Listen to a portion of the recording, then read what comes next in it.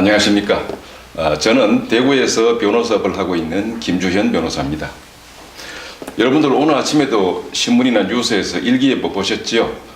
일기예보 참 정확하게 잘 맞죠? 미리 미래의 기상을 알 수가 있어서 비가 오는 날에 우산을 준비할 수가 있고 또 추위와 더위에 대비할 수 있어서 우리 생활에 얼마나 유용한지 참 모르겠습니다. 우리 인생도 이처럼 그 일기예보처럼 미래를 예보할 수 있어서 좋은 운을 알 수 있고 또 나쁜 운을 알 수가 있으면은 거기에 맞춰서 좋은 운이 왔을 때는 적극적이고 능동적으로 행동할 수가 있고 또 나쁜 예보가 됐을 때는 더욱 조심하고 신중하게 대처해서 그 나쁜 것을 피해갈 수가 있겠죠. 우리 인생도 이렇게 높은 적중률을 가진 그 미래를 예보할 수 있는 그런 방법이 있으면 참 좋겠는데 지난 2015년 3월 12일 드디어 우리 이 세상에 그 미래를 예측할 수 있는 책이 나왔습니다. 제가 잠깐 보여드리죠. 이 책입니다. 제목은 행복예보 생활한역입니다. 행복예보, 말 그대로 일기예보처럼 우리의 미래를 예측해서 행복을 예보해 줄 수 있다는 그런 내용입니다. 근데 생활한역은 처음 들어보시죠? 많이 궁금하실 겁니다. 생활한역은 바로 이렇게 일기예보처럼 우리 인생을 예보해서 확인할 수 있는, 예측할 수 있는 도구를 말합니다. 이 한역 팔목, 이것이 바로 한역입니다. 자, 그럼 이제부터 이 한역에 대해서 한번 설명을 드리고 말씀을 해보겠습니다. 한역은 기본적으로 그 에너지를 원리로 하고 있습니다. 어떤 에너지이냐? 우리 내면에 내재되어 있는 순수한 에너지, 즉 마음을 그 원리로 하고 있습니다. 자, 우리 지구상에는 많은 생명체가 살고 있죠. 그 생명체가 모두 에너지로 구성되어 있는 것은 부인할 수 없습니다. 그리고 그 생명체 중에 식물은 광합성을 통해서 에너지를 형성해서 생명을 이어가고 동물은 먹이를 통해서 에너지를 형성해서 생명을 이어갑니다. 이것은 바로 생명의 본질이 에너지이기 때문에 그 에너지를 유지하기 위해서 이루어지는 생존 활동입니다. 그리고 동물은 그 본능 속에 자기가 스스로 위험을 예지하고 피할 수 있는 예지력을 가지고 있습니다. 왜 그럴까요? 왜 동물의 본능에는 그런 예지력이 있을까요? 그것은 동물들은 말은 하지 않아도 우주의 섭리와 자연의 법칙에 순응해서 살아가는 긍정의 마음을 가지고 있기 때문에 이 예지력을 가지고 있습니다. 그렇다면 동물보다 더 뛰어난 영장류인 만물의 영장인 사람은 더 차원 높은 에너지인 정식, 그 마음까지 부여받았는데 왜 그런 예지력을 발휘하지 못할까요? 그것은 예지력이 없어서가 아니라 예지력을 가지고 있지만은 그동안에 오랜 세월 동안 이기심이나 집착이나 이런 것들로 그 예지력이 둘러싸여 있어서 발휘를 하지 못하는 것이지요. 자, 그러면 이 한역은 어디에 뿌리를 두고 있을까요? 바로 6,000년 전 우리 선조인 태오보키 할아버지께서 창제하신 팔괘를 바탕으로 하고 있습니다. 자, 여러분 여기서 한 가지 의문 들지요.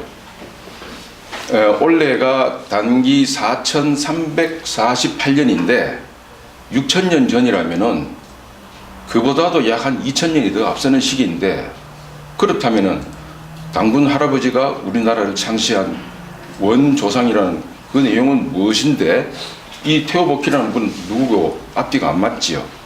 자, 이 점에 대해서 잠시 제가 좀 말씀을 드리겠습니다. 우리 민족의 뿌리를 알기 위해서는 우리 상고사를 제대로 알아야 됩니다. 그런데 우리 상고사를 제대로 알고 있는 국민은 얼마 없습니다. 저는 그래서 오늘 이 시간을 통해서 우리 상고사에 대해서 간략하게 요약을 해드리고 우리 국민들뿐만 아니라 자라나는 우리 후손들에게도 그것을 알려줘야 될 의무가 있기 때문에 설명을 드리고자 합니다.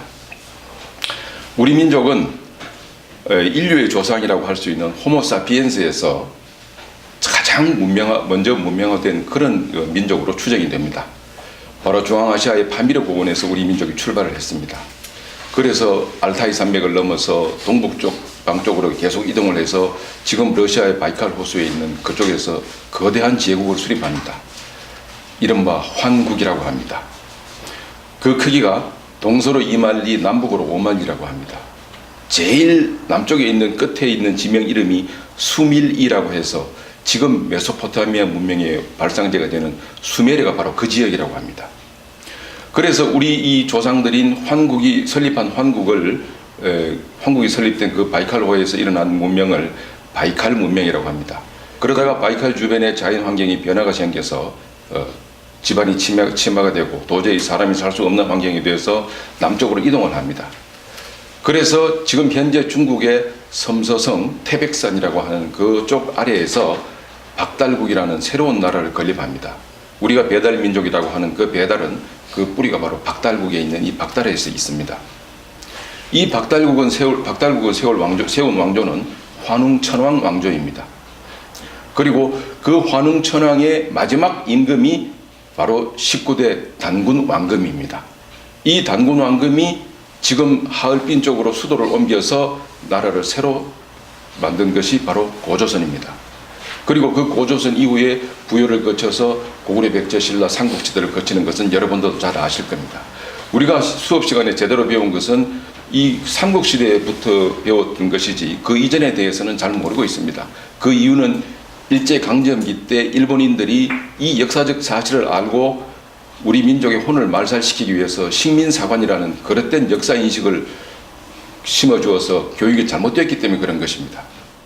이 환웅천왕 시대에 5번째 환웅천왕이 있습니다. 그 환웅천왕에는 12명의 아들이 있고요. 그 12명 아들 중에 제일 막내 아들이 바로 태호복희라는 8괴를 창시한 그분입니다. 이분은 막내이기 때문에 아버지의 왕위를 계승할 수는 없습니다만은 아버지로부터 지금 중국의 산동성 지역을 봉토로 부여받아서 그쪽 지역의 원주민들을 계몽하고 지도하라는 그런 사명을 받고 그쪽이 제후로 갑니다. 그래서 산동성 지역에 있는 원주민들을 계몽하고 가르치는데 그 중국 원주민들은 그때만 하더라도 원시 상태나 다름없는 모계 사회였습니다. 무질서와 혼돈 그 자체였죠. 생명이 탄생되는 원리도 모르고 아버지도 모르고 뿌리도 모르고 그렇게 삽니다. 그곳에서 태호복희 할아버지는 바로 부계 사회를 심어주고 가르칩니다.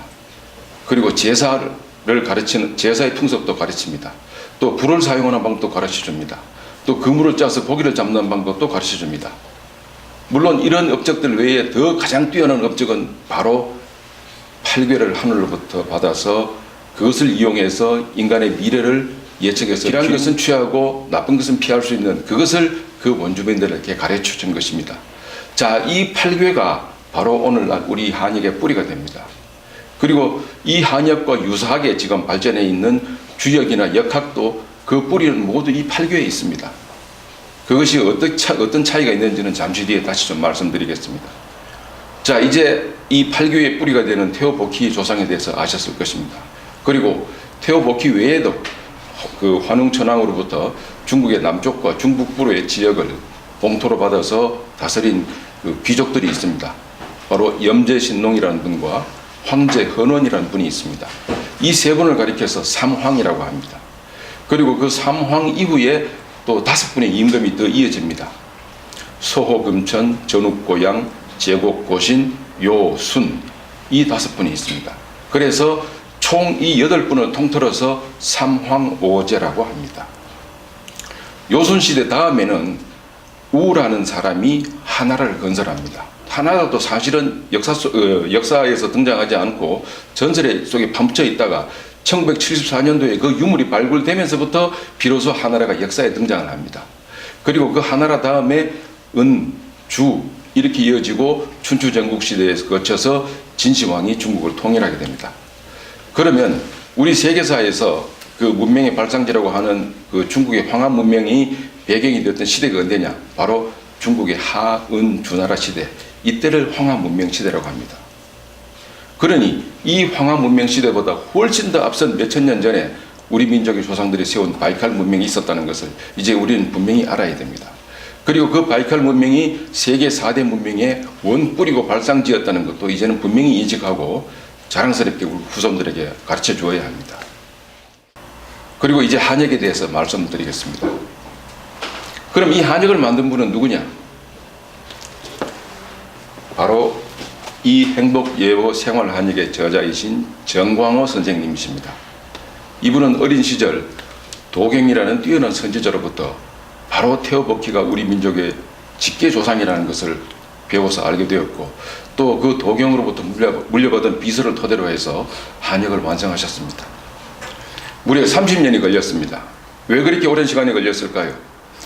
한역의 적중률을 시험해 보기 위해서 수많은 사람들에게 이 한역을 통해서 검증을 하기 위해서 그만한 시간이 걸렸던 겁니다. 그래서 바로 특허청에서 실시하는 기술평가 검증까지 통과해서 그 어려운 특허까지 받게 되었던 것입니다. 막상 이제 모든 검증을 다 끝마치고 이 한역을 세상에 내어놓으려고 하니 한 가지 딱 마음에 걸리는 게 있었습니다. 그게 무엇이냐? 바로 8교회를 창시한 테오 보키라는 그분이 실존 인물이었고 그 사당이 중국에 과연 있느냐 없느냐를 확인을 하지 못했기 때문에 그 확인도 하지 않은 상태에서 이 한역을 세상에 내놓기는 솔직히 조금 마음에 꺼리꼈던 것입니다. 또 참 우연 같은 필연으로 학회장님과 비슷한 연배에서 중국 현지에서 30년 동안 우리 상고사를 연구하면서 중국 전역을 샅샅이 돌아다니면서 사망오제의 발자취를 몸으로 직접 확인하고 체험한 지성스님이 계셨습니다. 이 지성스님과 정광호 학회장님이 바로 두 분이 서로 만나게 됩니다. 저는 그 만남을 필연적으로 봅니다. 그리고 지성스님의 안내로 학회장님은 그동안 그토록 염원했던 중국 현지에 가서 사망오제의 실존을 샅샅이 답사를 하게 됩니다. 저는 그때 그 두 분의 그 답사 여행에 증인으로 참석을 했습니다. 그리고 제가 이 자리에서 이런 말씀을 드릴 수 있는 것도 증인으로서 제 직업적인 양심을 걸고 이렇게 증언을 할 수가 있는 것입니다. 중국 현지에서 학회장님은 테오 보키가 8개를 얻었던 그것까지 다 가서 그 8개의 원행까지 다 확인을 했습니다. 그리고 그 8개의 원행을 바로 이 팔목으로 연결시켰던 것입니다. 자, 그러면 이제 이 한역의 원리에 대해서 말씀드리겠습니다. 자, 이렇게 좀 이해하시면 쉽게 될 것 같습니다. 다들 운전하시지요? 운전 때에는 그 엔진의 회전수를 나타내는 RPM 계기판과 속도를 나타내는 속도계가 있습니다. 그러면 엔진 내부에 있는 센서가 작동을 해서 엔진의 회전수를 감지를 해서 그것을 계기판에 보내서 운전하는 사람이 그 계기판을 보고 현재 엔진의 회전수는 얼마고 속도는 얼마구나 이걸 알 수가 있겠지요. 우리 내면에 있는 그 순수한 예지력도 바로 이러한 고성능 센서와 같습니다. 그리고 한역은 바로 그 고성능 센서에 연결된 계기판처럼 우리 마음속에 있는 예지력을 나타내주는 도구입니다. 이게 바로 한역의 기본 원리입니다. 이 한역은 8개의 요소로 구성되어 있습니다. 바로 하늘과 땅, 그리고 바다와 산, 불과 물, 번개와 바람, 이 8개의 구성 요소로 되어 있습니다. 그리고 이 8개의 구성 요소가 2개씩 짝을 지어 조합을 하면은 8 곱하기 8은 64, 64개의 배가 이 모든 우주 만물에서 형성되는 에너지의 그 흐름과 변화를 표시하고 있습니다. 그래서 이 한역을 사용하는 사람이 이 한역을 이용해서 팔목을 뽑았을 때 그 팔목을 통해서 자기 내면에서 센서가 감지하고 있는 그 미래의 예지력을 그 괴로서 보여주는 것입니다. 자, 그러면 이 한역을 사용하는 자세는 어떻게 우리가 해야 되는지를 좀 간단하게 말씀드리겠습니다. 물론 한역을 뽑았을 때 예컨대 산 넘어 산을 나타내는 77기어가 나왔다면 몹시 이 뽑아본 사람의 마음은 우울할 것입니다. 내 에너지 원소가 이렇게 나쁘구나. 그러나 그 나쁜 운세에 있더라도 나의 미래의 이런 형태를 알려주어서 감사합니다라는 감사의 마음을 가지고 조용히 기다리면은 우주는 항상 정체되어 있지 않고 변하고 있습니다. 일체무상이라는 말이 바로 그 말입니다. 계절도 봄, 여름, 가을, 겨울 변화하듯이 또 이 지구가 매일마다 자전을 하고 1년을 주기로 공전을 하고 또 태양조차 이 은하계의 주변을 공전을 하듯이 시시각각으로 변하고 에너지는 흘러가고 변화되는 것입니다. 그래서 지금은 나에게 나쁜 에너지 상태가 왔다 하더라도 고요히 감사한 마음으로 참고 기다리면은 다시 좋은 때가 온다는 것입니다. 또 반대로 8일 기와 같은 최상의 기가 나왔을 때 너무 교만하게 그 마음을 가지고 그 모처럼 나에게 찾아온 좋은 기운이 헛되게 새어나가지 않도록 겸손한 마음을 가지라는 것입니다. 이 한약이 제대로 작동하기 위해서는 자기 자신과 동화되는 기간이 필요합니다. 마치 초등학생이 점점 시간이 흐르면서 산수에서 수학, 고등수학을 배워나가는 것처럼 이 한약도 우리 일상에서 모든 일어나는 예컨대 이사라든가 여행이라든가 매매라든가 이런 문제들로부터 한약을 활용해서 점점 그 결과를 맞추어 보고, 그렇게 해서 이 한약과 내가 하나가 동화가 됐을 때는, 그때는 그 사람의 일생의 명운이 걸린 중요한 문제에 대해서도 높은 적중률로 예지력을 발휘할 수 있다는 것입니다. 이처럼 한약이 근본적으로 우리에게 가르쳐주는 것은 결국 나쁠 때도 감사하고 좋을 때도 교만하지 말고 겸손하라는 것입니다. 그래서 우리 마음을 더욱더 순수하게 긍정과 감사의 마음으로 채워서 이 한약을 통해서 미래를 예지해서 행복을 얻으라는 것입니다. 그래서 이 책의 제목이 바로 행복을 예보하는 생활한약이라는 것입니다. 여러분, 이제 한약에 대해서 어느 정도 좀 기본적인 이해는 되었으리라고 믿습니다. 모쪼록 이 한약을 통해서 여러분들이 행복한 미래를 설계하고 모두가 풍요로운 미래가 맞이하기를 바라면서 제 말씀을 여기서 마치겠습니다. 감사합니다.